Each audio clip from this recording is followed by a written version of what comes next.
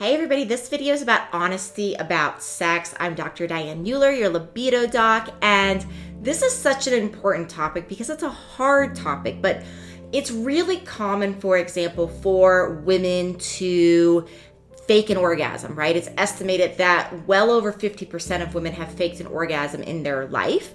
And while there might be great reasons to do this in certain scenarios, the biggest thing to really communicate here with honesty with sex is anytime we are giving a partner feedback about how we're doing, about what we like, about what turns us on, what turns us off. Let's say they tried something new, right? So let's say our partner tried something new in the bedroom and we didn't really like it, but they were really excited to do this thing and really excited to try something new.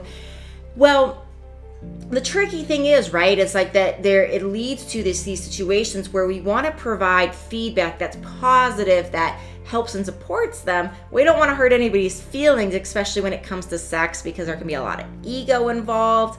And at the same time, when we're not honest with a partner about what's good, about what's turning us on, what's turning us off, then that can lead to more of the things that we don't like and less of the things that we do. So really being honest about what's turning you on, about what you like, about what you don't is very important. And I recommend talking about sex for most couples outside of the bedroom, especially if something needs to change and you're going to bring up something maybe you didn't like. Oftentimes finding a moment as much as possible that is not right after intimacy is a really good thing, because oftentimes in that intimate moment, partners are like, oh wow, I provided pleasure, I love that, it was so wonderful seeing you respond to me, right? So we want to burst that bubble. We don't want to burst that bubble. We want to be very careful about that.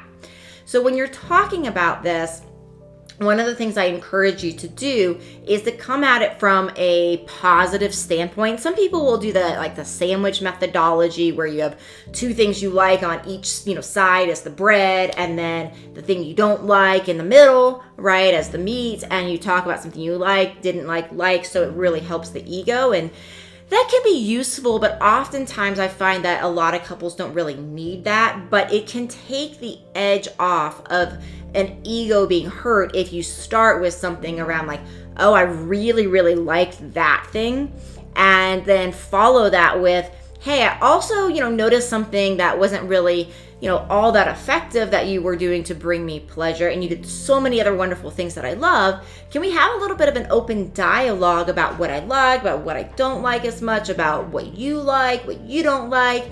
Like, the more that we frame it in, hey, you provide so much pleasure for me and I love it, and B, I want to have an open dialogue about how we can help each other have more pleasure and be interested in them too. It can take that edge off where the ego feels so protected, because the ego is trying to provide this for somebody that, that it probably loves, right? And so in this scenario, it can really be hurtful when a partner is like trying to please and trying to provide and trying to give somebody they love all of this yumminess, right? All this pleasure, and then they find out they didn't. So we want to be careful about that. I also really, really encourage you, the more you can have open conversations afterwards, and you might also find and consider ways that you can have communication during sex.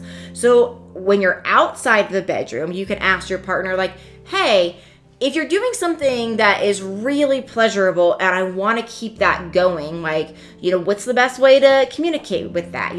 Obviously the words keep going can work, but there might be like sexual, sexy or flirtatious or more fun ways to really engage.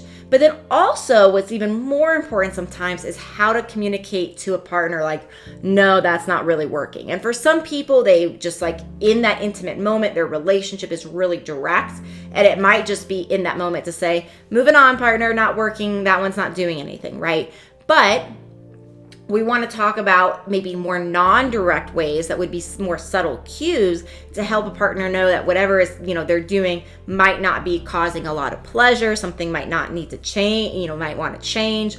So you want to talk about that as much outside that sexual act, so that when you're having sex, when you're in these intimate moments, And by sex, I'm not just talking about intercourse. When you're really in that intimate moment of pleasure, you're understanding how to best communicate the good and the less pleasurable with your partner so that they are not getting their ego hurt, that they feel the intentionality, that they feel all that they're providing for you. And that helps to build up that sex life more and more and more. And I really feel like in many ways, like communication in the bedroom is really analogous to communication in life. And the more we can have very open dialogues with a partner about what makes us feel amazing and turned on, oftentimes the easier it is for us to communicate in a lot of other areas of life, which comes back into the bedroom. So I hope this has been helpful. Again, I'm Dr. Diane. Please do subscribe to my channel. Please don't keep me a secret. Share me with your friends and family if this would be useful. And I'll see you in the next one.